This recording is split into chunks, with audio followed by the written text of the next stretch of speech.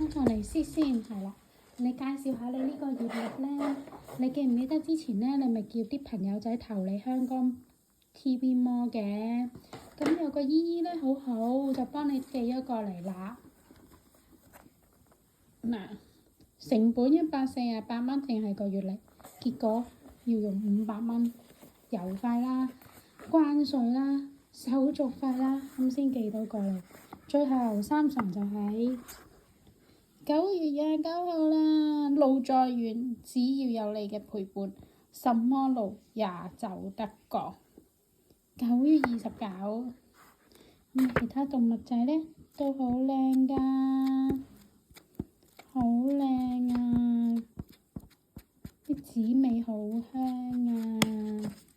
好，呢本一定要珍而重之，珍而重之，年年三重都有月曆同日曆嘅相。